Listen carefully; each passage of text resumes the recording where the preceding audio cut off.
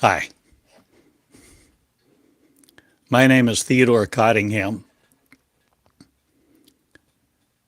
and I am talking with you who want more than God. You want more than you've ever been taught about God. You want more than God has ever taught you about you. Or did God teach you about you? Or were you taught by others who gave you your identity as a man, a woman, a being that was created by God long ago, and you're just the generation of the seed of a long line of suffering?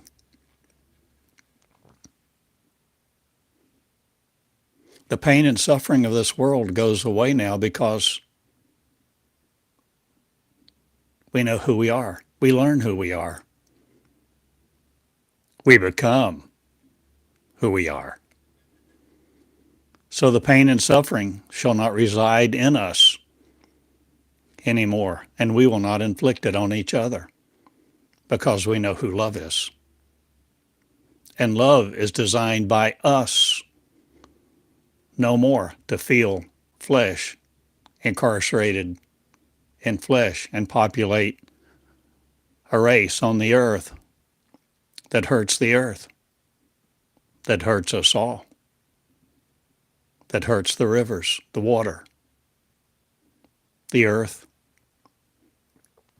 and its minerals, her minerals,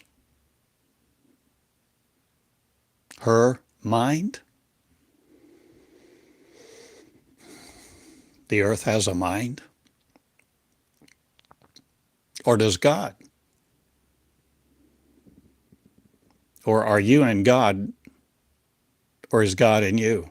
Or are you making up your mind? The terms were terminated now because time shall no more have its control over us. And space will not reward its opportunity to fly through machines with, or will we change it all and not need them?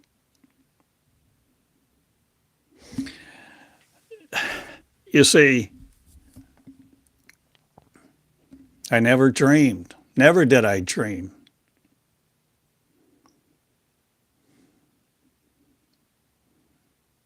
that I would go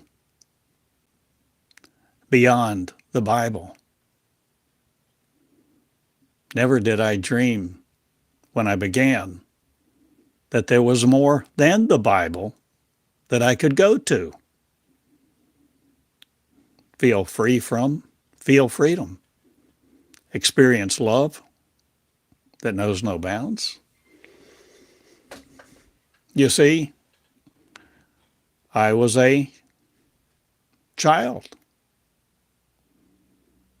I wanted comfort. I wanted answers.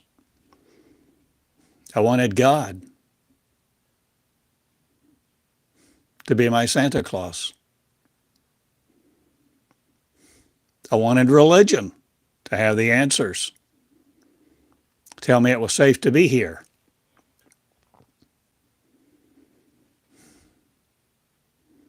I wanted brutality far away from me. Hell and suffering I didn't want to experience. I wanted love, cuddled the ideas of love, cuddled the consecration of love. I loved me to feel good. I loved me to feel safe. I loved me to wrap up in a warm blanket like a child carrying around a security blanket, wanting the favor of God, wanting to feel God's favor, wanting to feel special, wanting to feel like I had a place in this world and that I was going to a better one where there wouldn't be pain and suffering. And eventually God would make it all right and recompense all for all their deeds. And rewards would be handed out, and the game of life would be over.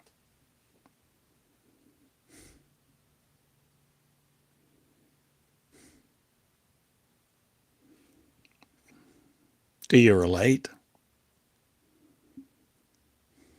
I strived. I wanted to be accepted, acceptable to my parents.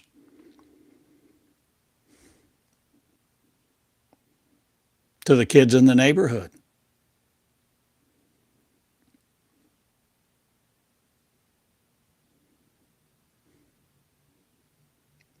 Acceptable to those in school. I wanted to fit in. I didn't want to be odd man out.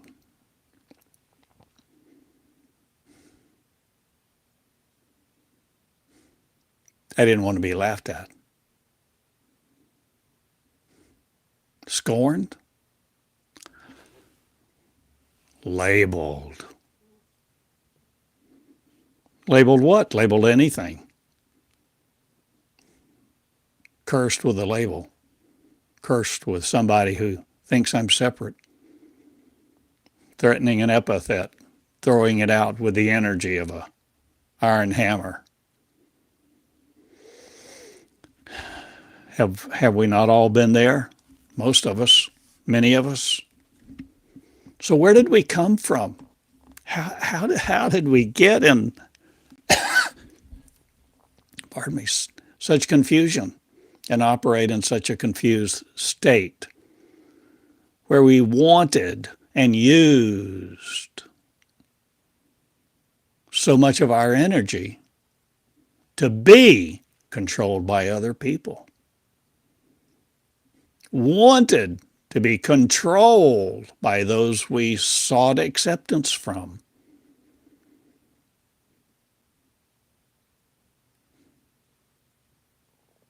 Accepted their smell, accepted their rules, accepted their requirements,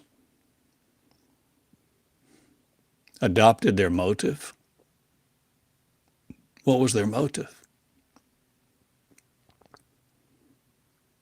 I never dreamed when I began this path years ago. See, I grew up in a Christian home. I had wonderful, loving, great, terrific Christian parents. My dad was a pastor. My mom and dad, they loved people. Dad was tender, kind, gentle.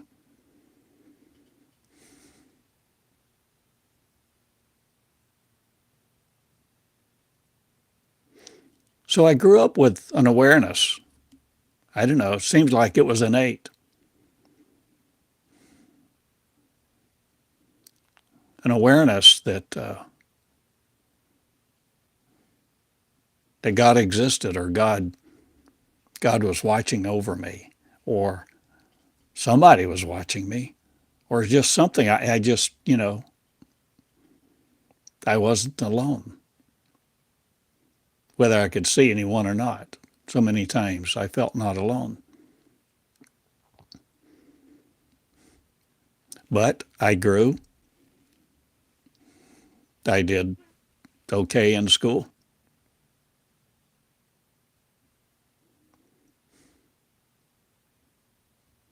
I had an experience my senior year in college that for decades I pointed to as my real, true salvation experience, because I had an emotional experience. I had a spiritual experience. I had experience, very cathartic, very, very healing, very meaningful to me. Well, what was it if it wasn't salvation? I don't know. But it was an encounter with spiritual forces.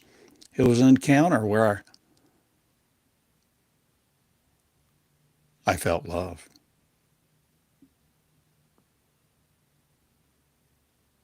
I felt love in a way that I had never known. I felt love.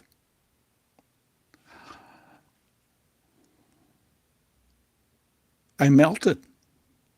I wept. My dad and two other men, we had just been in Shoney's restaurant in Charleston, South Carolina, had breakfast. One man was from Ireland. He was an evangelist. For brevity's sake, I'll tell you, we walked out of the restaurant, walked a few steps. I think it was a Friday. No, it was a Friday, I think.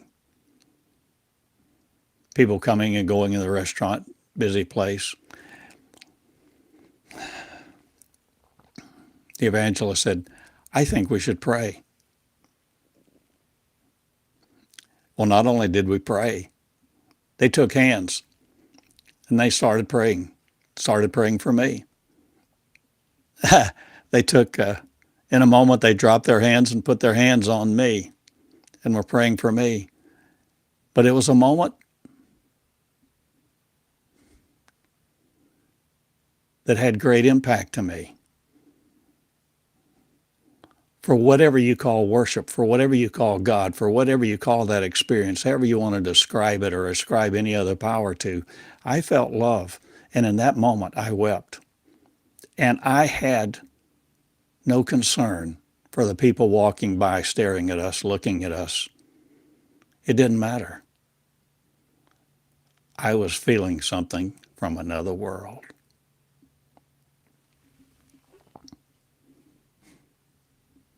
So, of course, according to my background, my teaching,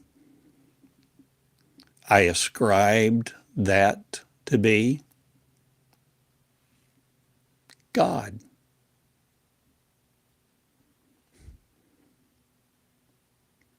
Because I was taught God is love.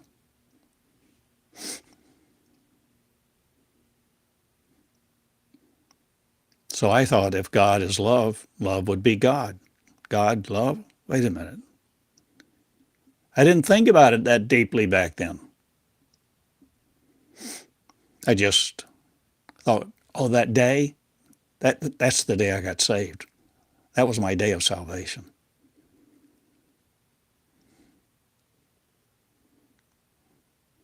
So that was a long time ago.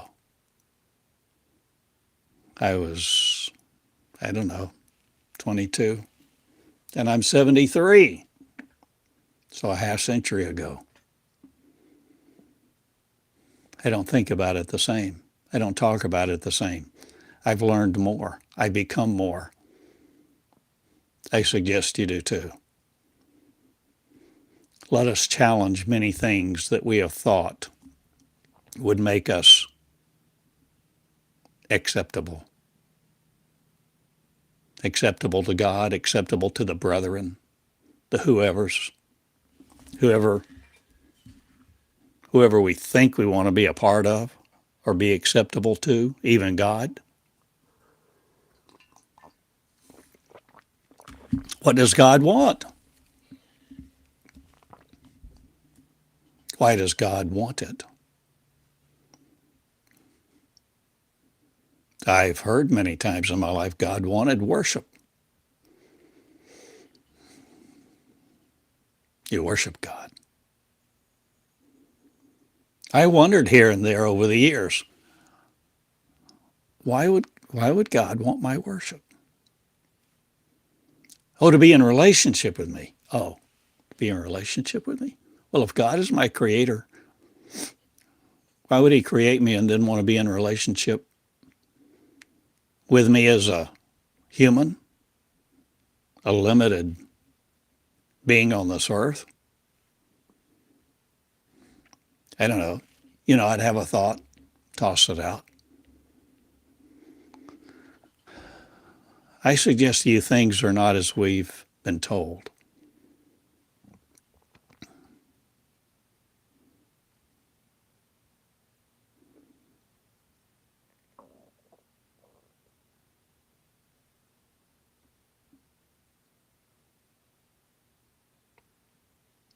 When I began to write the first person words of God 21 years ago, that's how I termed it, because God was all love to me.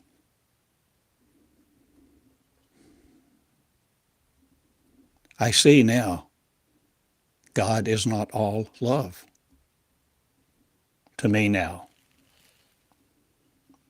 or this world. And I am separating God from love.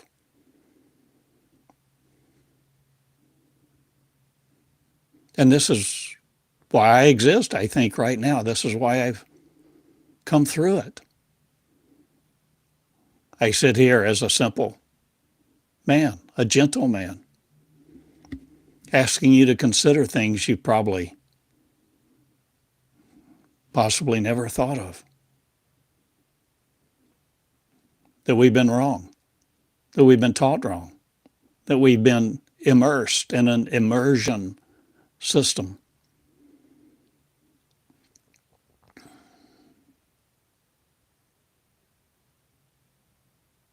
To keep us from knowing who we are.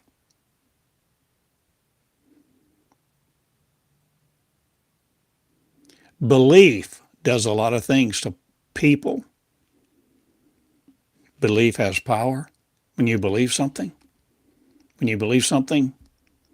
if you want to believe it enough, you can commit your life to it. You can create your life all around it. You create all kind of pictures, all kind of icons, all kind of memes, all sorts of affirmations and mantras to become stronger in your belief system that what you believe is right and that you are right in what you believe. And in doing so, you create the power to corroborate it to yourself. You validate your belief system to yourself. It doesn't matter how true it is, because you are the validator, because you are the judge, because you are the creator of you. I was taught God created us. Oh, God did? Well, what role did mom and dad play? Oh, mom and dad God? You see, there's all sorts of disconnects.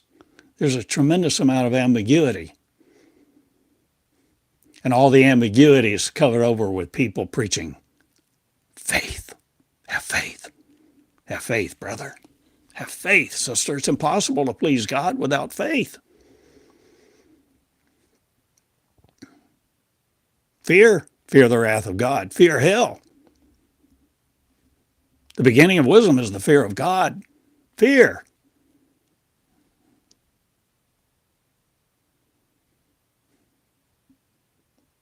What happened to the idea? Perfect love cast out all fear. There's no fear in perfect love.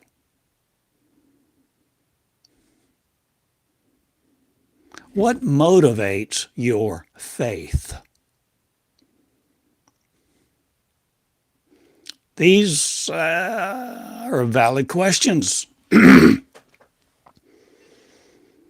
Why do you have faith? Why do you want faith? You want faith because you think you please God with it? Or do you want faith because, by George, you want to believe you're right? What if you're wrong? What if we've been duped? What if we're not who we think we are? What if we are an entire race, pardon me, of people, of beings, of something, intelligence? What if we have an origin before the Bible story? What if our origin was before God? What if we existed before God did? What if we existed before God does? Does God exist as we think God does? a male orientation?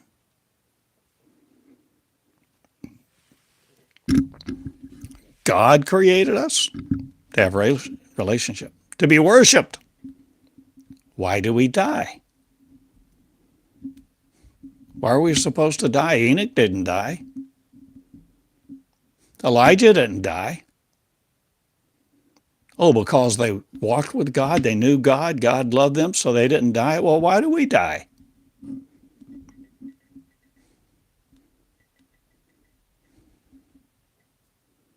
The last enemy to be conquered is death. Well, what's that mean? Why do I want to defeat death? Why do we die? Why aren't we asking the hard questions? I tell you what happened to me when I started asking the hard questions, or even beginning to share that with my pastor, that God was beginning to teach me directly. I was so naive. I thought they would be elated and want to read it.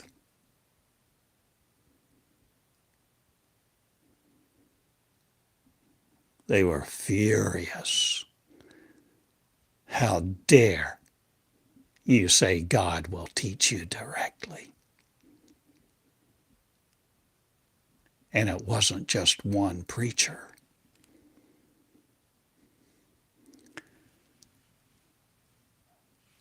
I was flabbergasted.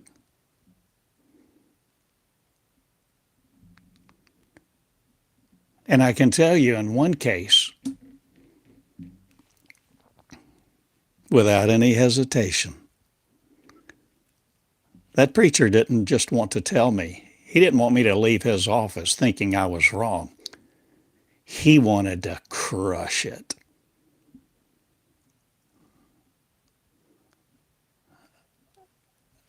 He wanted to crush me.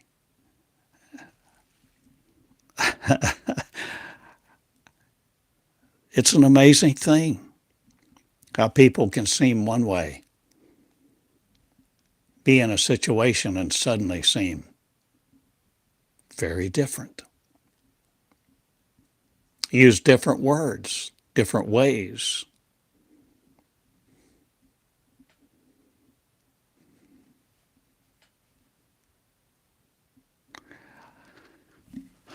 I was naive.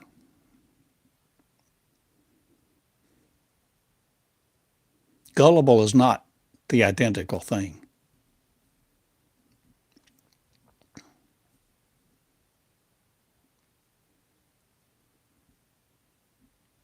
But I was naive. I didn't know. And I didn't know how much I didn't know. But I began to care more and more about how much I didn't know, and I wanted to know it. I had heard a message by Catherine Kuhlman when I was getting my MBA at ORU in 1970. She was there in about 75, 76. Catherine Kuhlman preached a one-point sermon, a one-point message. That's all it was 1 point. Then it was a question.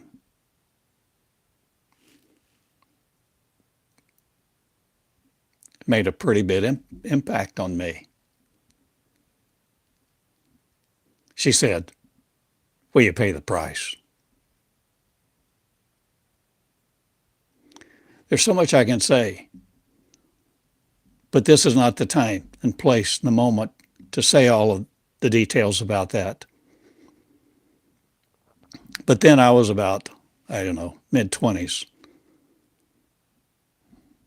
But later on, I began more and more to want to know God, not vicariously.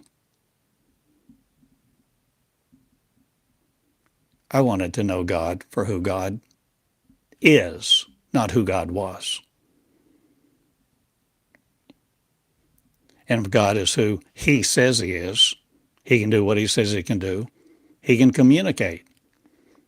Well, by George, I was determined I was going to learn to communicate. I was going to do what it took, and I did. The price is great. Much more than anybody had told me, more than I had ever dreamed.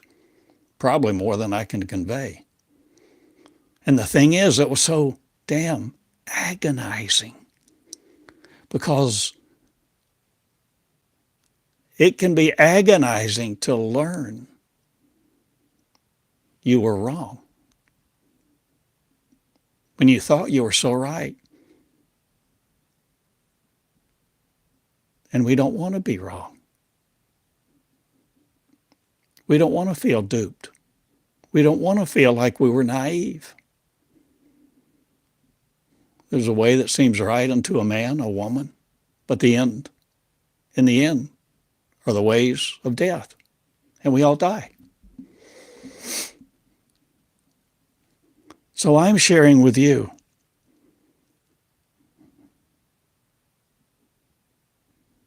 those who want me, call me. Those who want this message, call me. Those who want to learn the difference between love and God, call me. Call me now. Call me how? Call me by the phone, email, write me a letter. I'm not defining that. You define that. You call me in your heart. You call me in your mind. You call ink on paper. You initiate my message. You are the center of the story. You are central to the story. The God story, the Christ story, all of that. The God story takes you and makes you a spectator.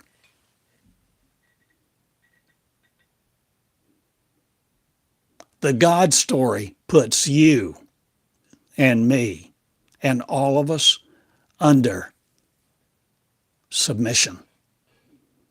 Oh, it's God. Worship God. It's the authority of God. I never dreamed I'd say things like I'm saying with the realization. No, I had it wrong. And there were years I taught it. I taught the wrong message because I didn't know better. I grew up in Orthodox Christianity. I adopted it. It adopted me.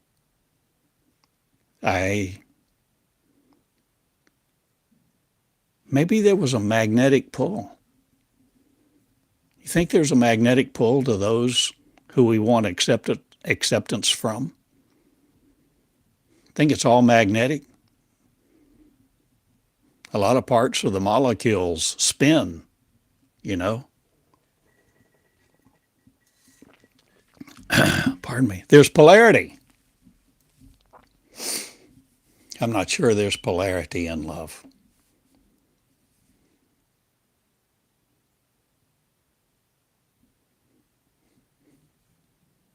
Side comment. This morning I was thinking about the difference between contract and covenant in a way that I've never thought before. In a contract, it's like a transaction. It doesn't matter what you believe. It's whether or not you perform. X for Y.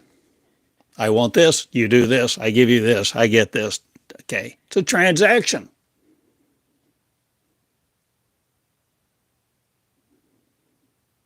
What's the motive?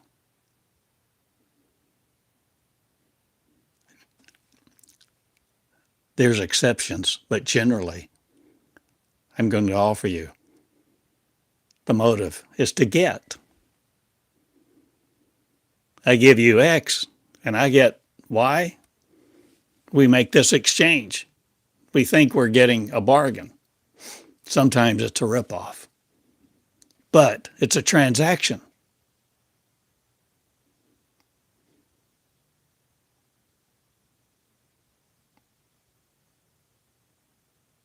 Contract.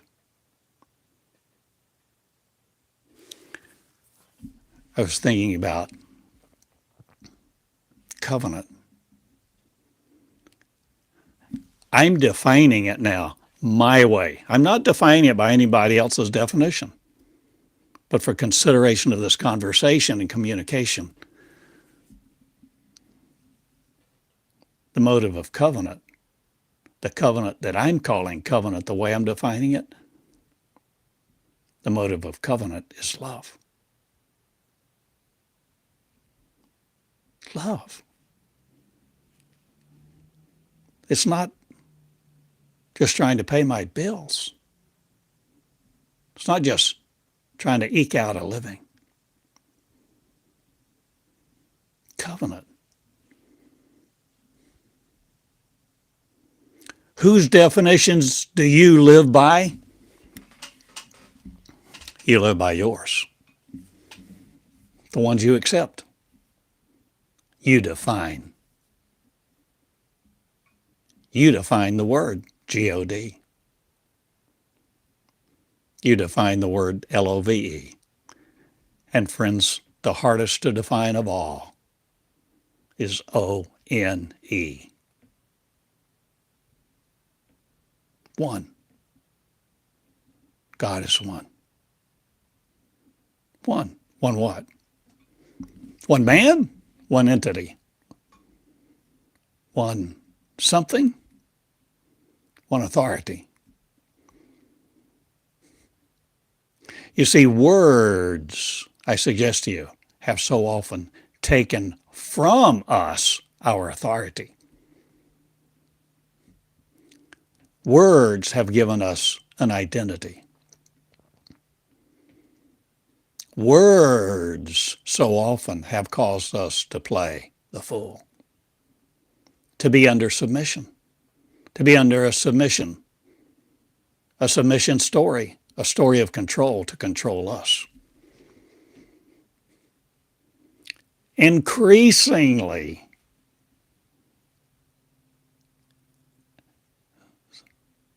sometimes I almost cringe inside at this thought. Increasingly, I see God as a control system, a system of control, not a system of love.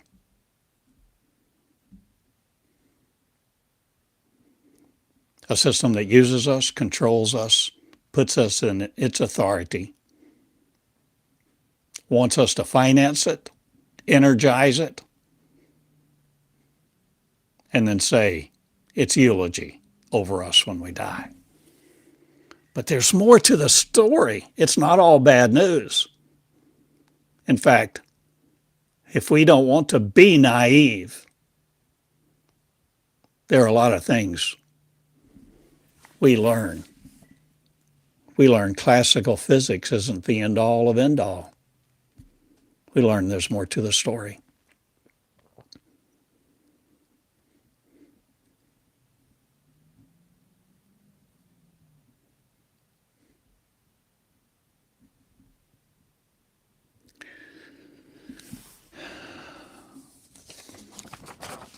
I suggest to you there is a consciousness of Christ, a consciousness of love.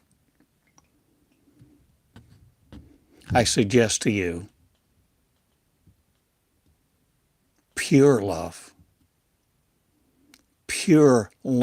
that is not tainted with the motive to get.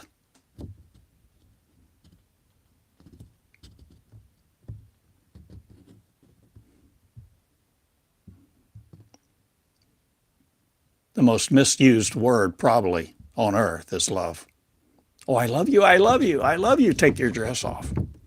I love you, I love you. Feed me. I love you.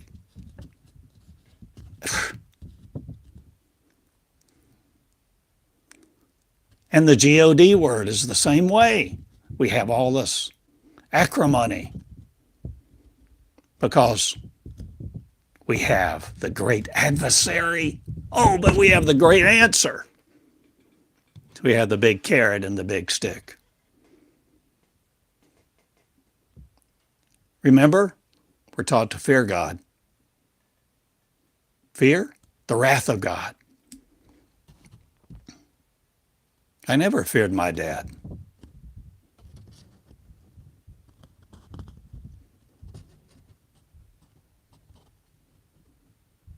I could go into my dad's presence anytime. I could crawl up on his lap and he would smile. Daddy loved me. I knew the love of a father and mother.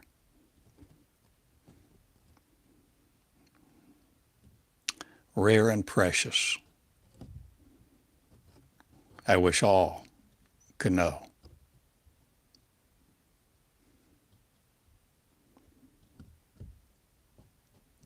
But the more I walked along this earth, day by day, year by year, getting older and older, walking out, trying to be good, serve the church. Oh my God, serve the church.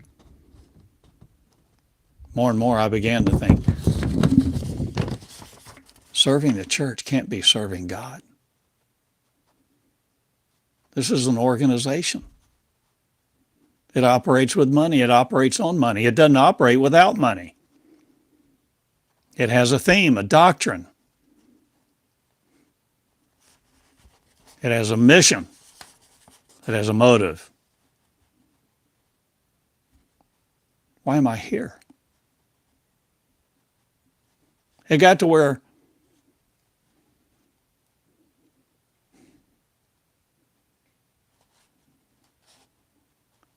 after I would leave the service on Sunday morning, I would think, why do I feel so bad? Why is this great turmoil? I know I'm not alone. I know there are many millions who are ready for this message because they, and maybe you, are ready to go beyond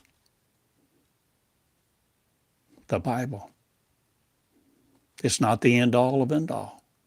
It's not the whole story.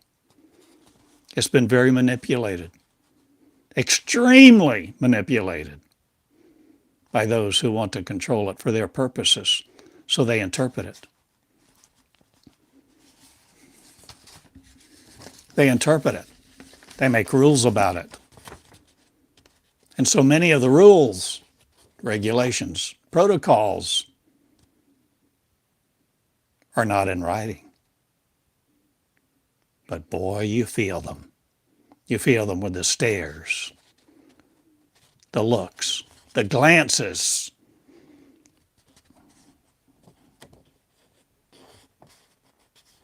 They radiate. They radiate to each other. It's a whole group of people that are part of a force field that's magnetic. And that's why you can walk in a bar sometimes, a place of sin and ill repute, and you can feel so wonderful. You can feel loved. You can feel joy. You can feel acceptance. And you can walk in a church and feel the absolute opposite. You can feel the bondage. You can feel the expectations, the requirements, the fact that you don't fit in. You can feel these things. Increasingly, because we're not ignorant. We're no longer seeking beguilement by the God story. God is not love. Sorry. God is not love. True love is unconditional. True love does not give you a list of rules. There's no prenup in unconditional love.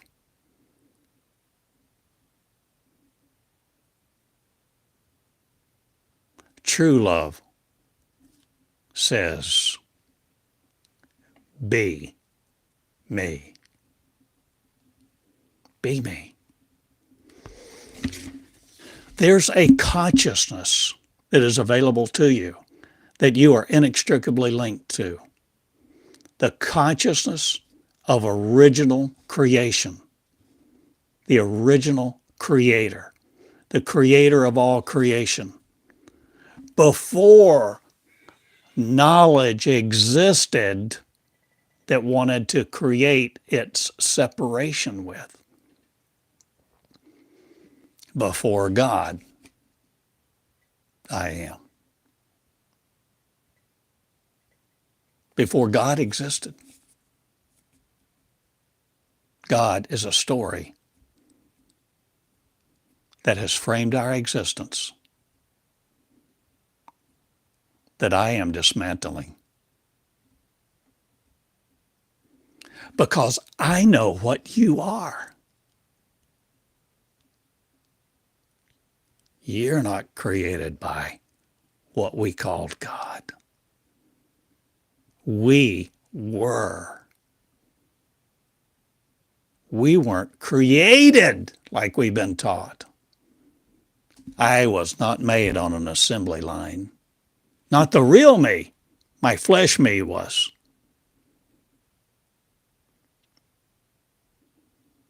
But what animates this life, what animates the actual energy, the control center, the center of my heart, when love motivated by love, love leads love to connect with love. But there has to be willingness. There has to be surrender.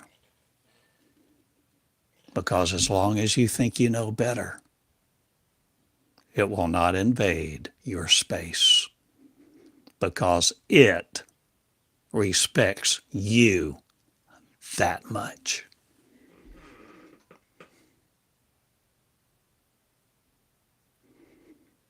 As long as you want to worship God, think God exists, think God made all this, and that it's inevitable that you must die, that God wants your worship, a relationship with you, even though he did this, he hung the stars in space. You can think that.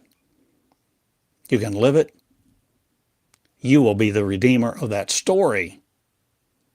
But in the end, that story will conquer you.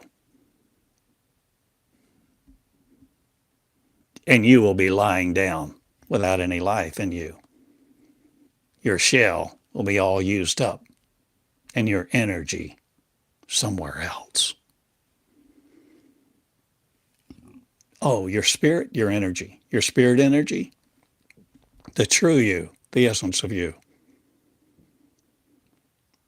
You see, all these syllables have mixed us up. But we're coming into the clarity of the Christ. Not, we're coming into the clarity of the identification of one. That word, one, O-N-E, the hardest one of all to understand. One. Maybe the second most is G-O-D. Both of them 3 letters in English.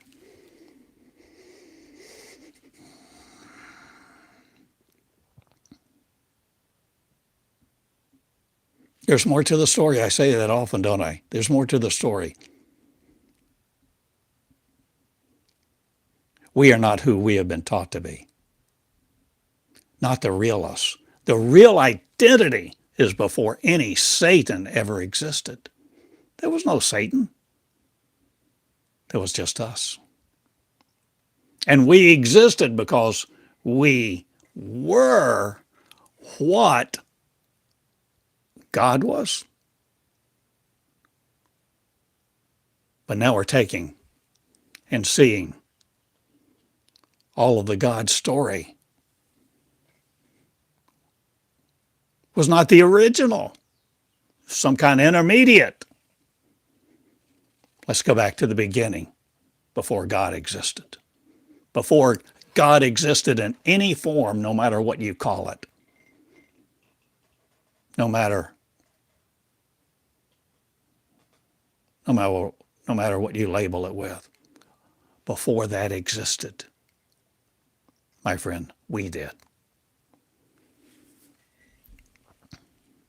And that consciousness still creates. That consciousness can still be called. That consciousness of original creation can still be communicated with if you're willing.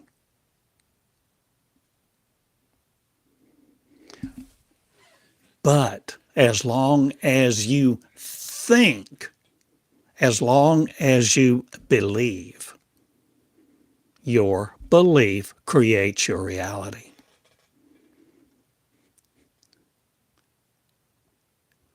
And many, many, many forces, many people, many governments, many religions, they want to tell you what to believe because they want your money. That's their motive. They want your power. They want your energy. They want you to volunteer, not even be paid to do their work. Oh, it's in the name of God. Volunteer, be an intern. Come work for nothing. Live a life of sacrifice. It'll be okay in the end. You go to heaven.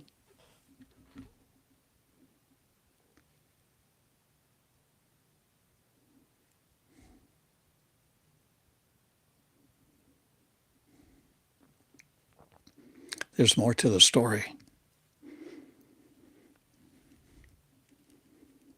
So many things were changed to create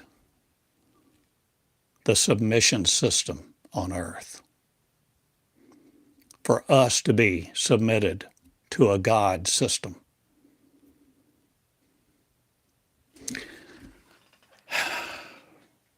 Original love.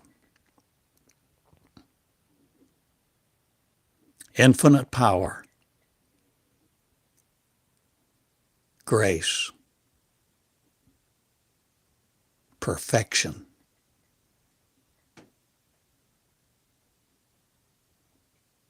Is feminine. It's not male.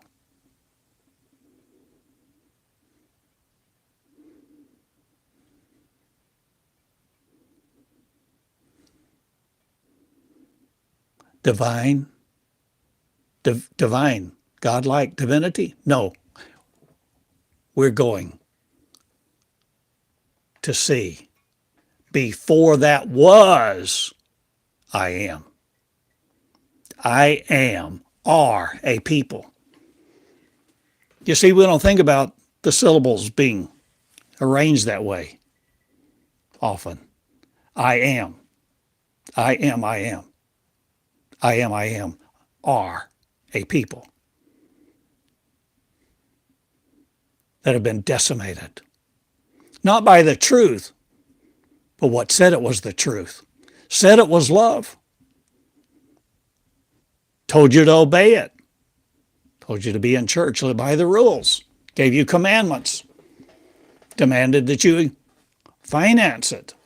Demanded your sacrifice. Hold high the cross. Because you're not really central to the story. The other characters are all the apostles, the disciples. All these other people. You just be a good little diligent student.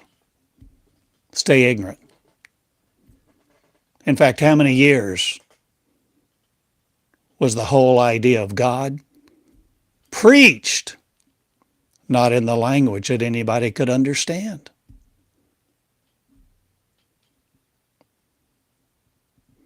And after they began to do so, they didn't give them the Bibles in the language they could read because they couldn't read.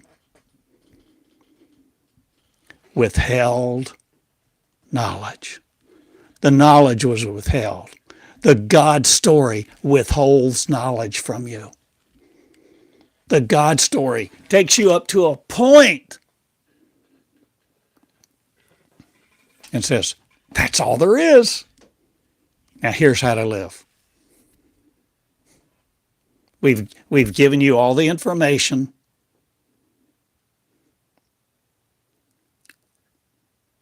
That you need to stay under our control.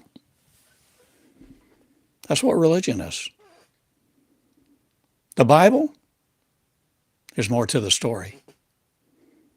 I've written my covenant, a covenant of love, a covenant not of confusion, a covenant of communication, a covenant, a big one, 2,400 lessons from a paragraph or two, over 20 pages. I estimate 4 pages apiece.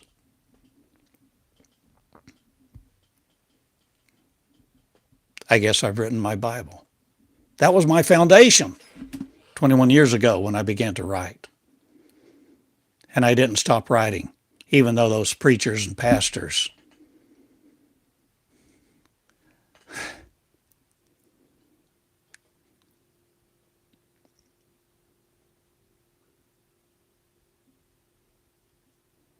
would have crushed me. There wasn't any encouragement. Oh, you're spending an hour a day. You're spending 3 hours a day listening. And you've begun to write. Show me the words. Nobody wanted to see anything I wrote. Nobody wanted to see anything that I had from God or that God was teaching me because I called it God at the time. I don't call it God anymore. I've gone beyond your God, preachers. I've gone beyond your God, all you religions, all you people who wear robes and rings and want people to bow down to you and tie to your organization. Be a member of your church and call it God's house. You fools.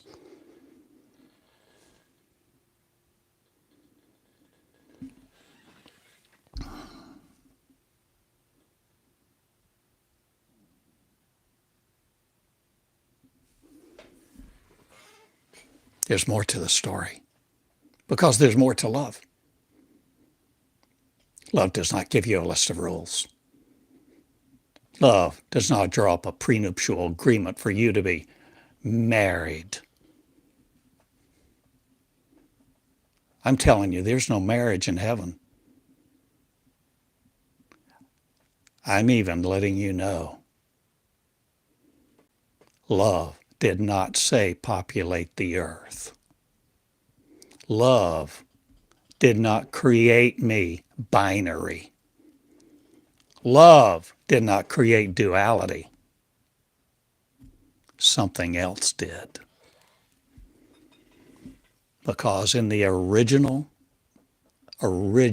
state of love,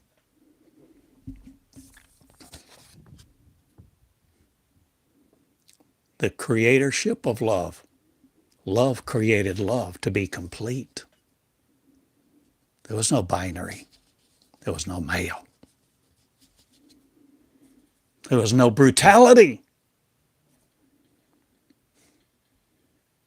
There was no exclusion. We didn't accept some people and shun others. We didn't give each other labels. We did not have a caste system. We didn't need faith because we knew who we were.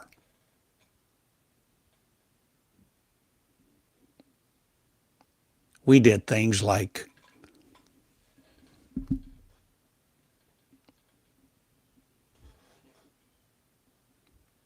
create new planets. The universe was ours. Time and space do not operate like we've been told.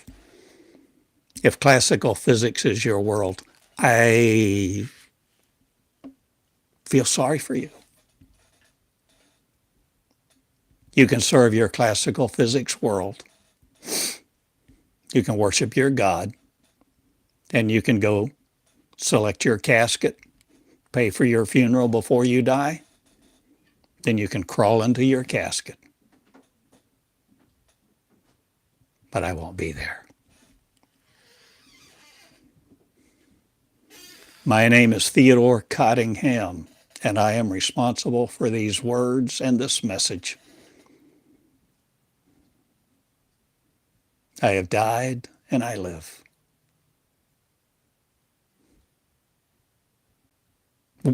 We all have many times. We have been used, reused, and abused each other. And we populate the earth not for God. We populate a species programmed by DNA, programmed by the molecular, programmed by algorithms that appeal to us, that select us, that we select, that we want to dominate us, commandeer us. We live so feebly, so fragile, and yet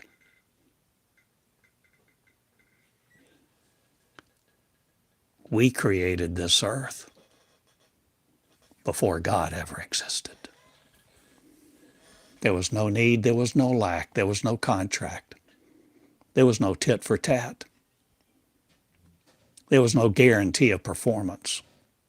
There was love. Love is complete. Love has no needs. And love does not create a need in another person so that they have lack. We're not trying to get in each other's pocket. We're not trying to take each other's money. We're not trying to build a legacy. Love has a completely different motive and a different operational existence. We have taken and used love, the love word, for our own purposes. Contaminated it, damned it, reshaped it, reformed it, redefined it, used it how we mean to. Oh, I love you. Sleep with me. If you love me, you'll sign this paper. Oh.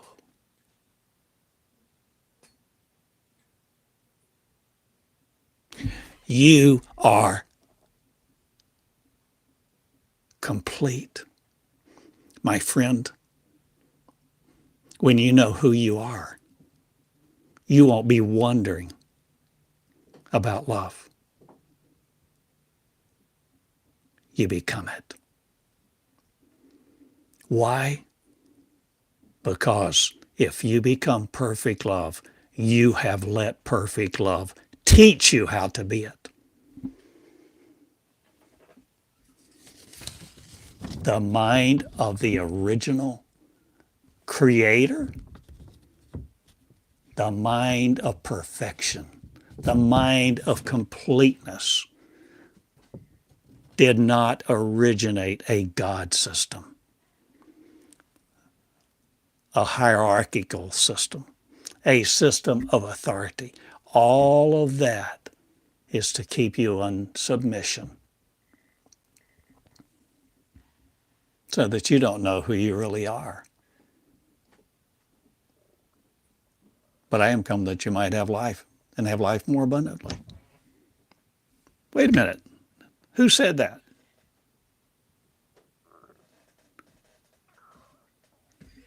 Did you say that? Originally?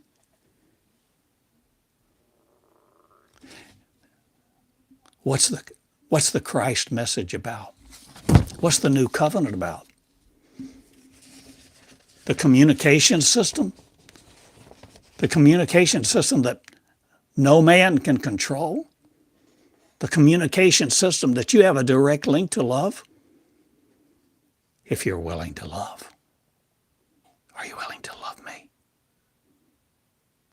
Will you love each other?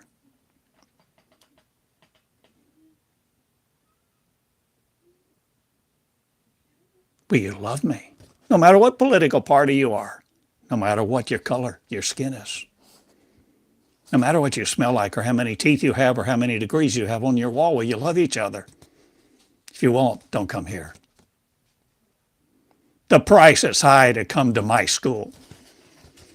It costs you everything. Not all of your money. It costs you what you are.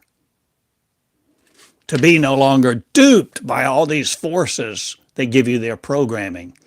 And they're so insistent that they have the way and that they are the truth in life. But I'm telling you, the only way you enter into truth is through you. You are the life.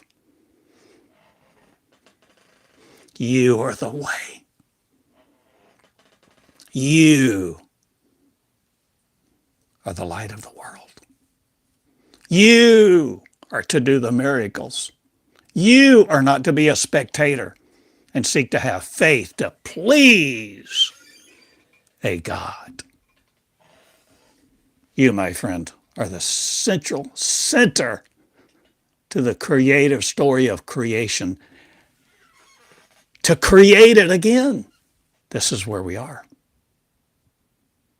Magnanimous opportunity. Magnanimous splendor. Splendorific. Perfect. Perfect.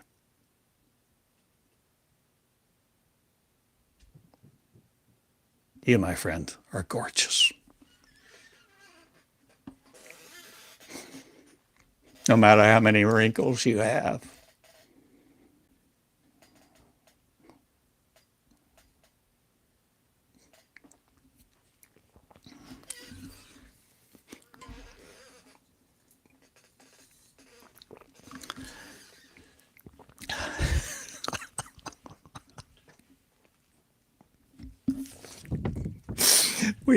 We've tried so hard to please.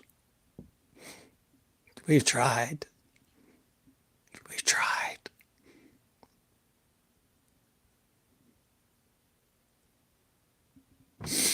When you're ready to give up trying to please each other, when you give up trying to please your mind that has been so programmed, when you're willing to give up in your own effort and yet still initiate, call.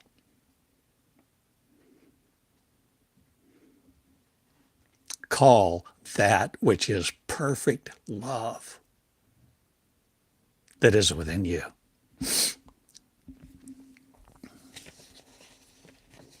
That perfect love that resides in you,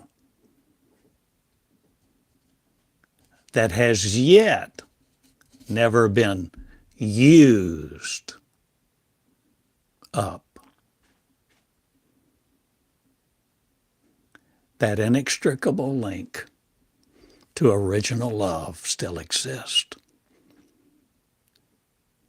And it will commune and teach you day by day where you'll no longer fear God. You'll no longer fear a label. You'll no longer fear being isolated. You'll no longer fear being alone because you are creating through you the real you, the you that is not subject to flesh,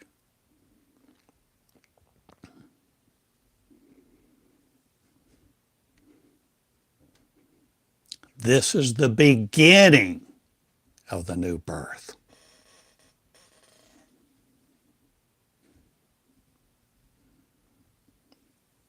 The birth of a new race, where the consciousness of beauty, the consciousness of perfection, the consciousness of the rainbow, the consciousness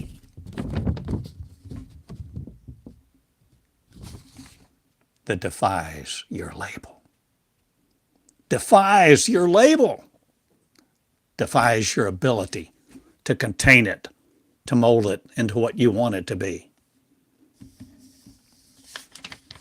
The consciousness of pure love will teach you. And this is what my school is about. Theodore Cottingham School of Leadership, School of Love, School of Light. No more the School of God. Let's go beyond God, beyond the Bible, beyond the rules. And no more be gullible, no more be naive. Let us go into the Word, the energy of the Word that does not need any syllables. It's a language of light. Or better yet, it's the language of love. Covenant love. Love that has only the motive to lay at your feet the jewels of the crown of life for you to grow them so that you never die again.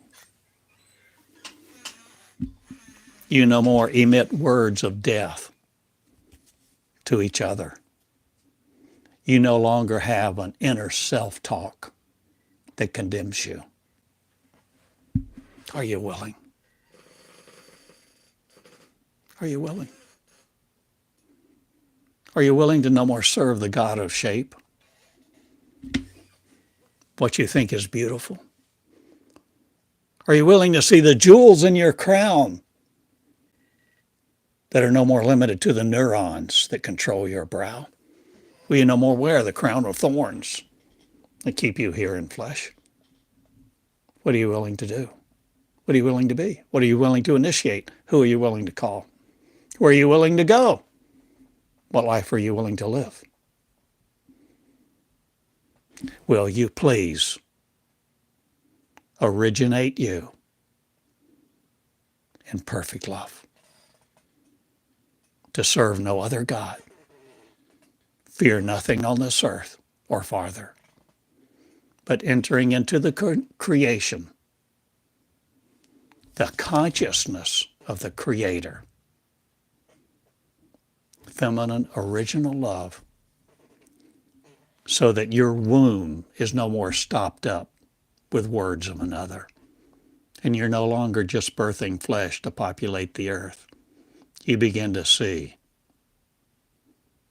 your majestic beauty, your celestial home.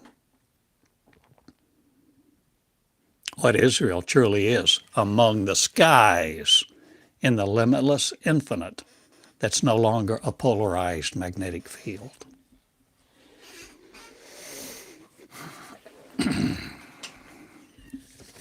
I love you. I go now.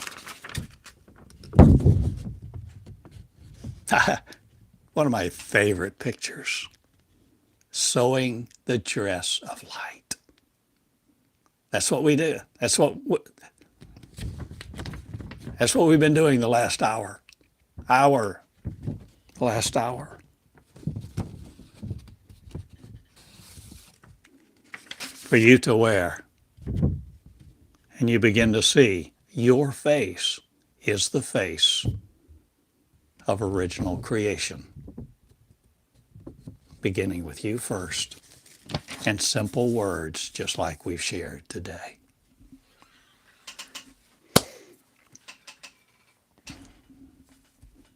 Thank you for the privilege of sharing with you.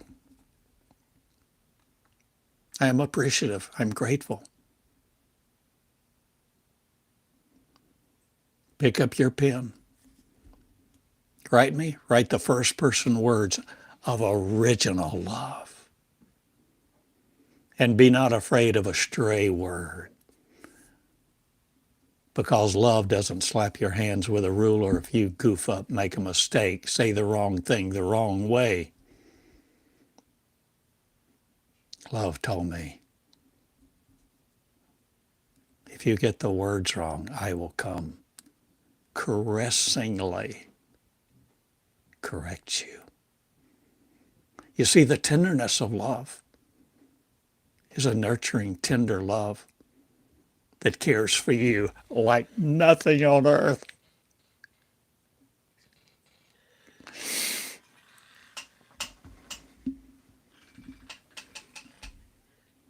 We think we've enjoyed physical love, but wait till you see.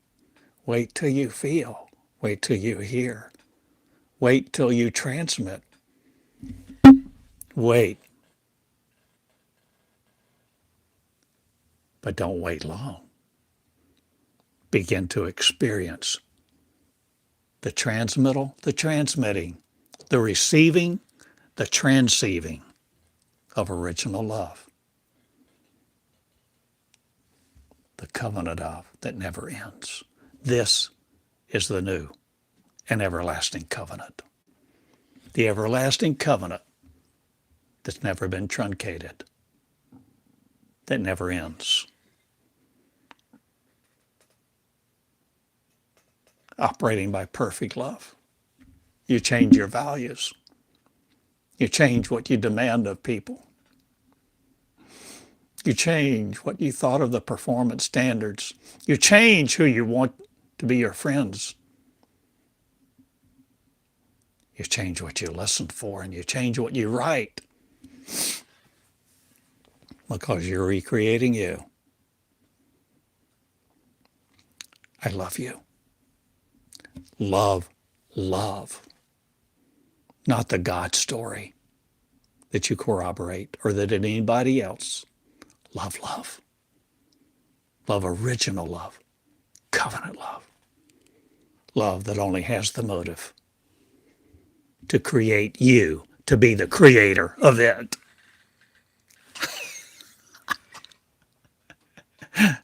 That's what covenant love is. The creator who creates you to create it. That's the creation story. Lovely be in your dress this day, and treat all with love, because you have the power. You are the glory. It's not somewhere else, but someone else. You're not powerless. When your paradigm, when your power is love, it's infinite. Infinite.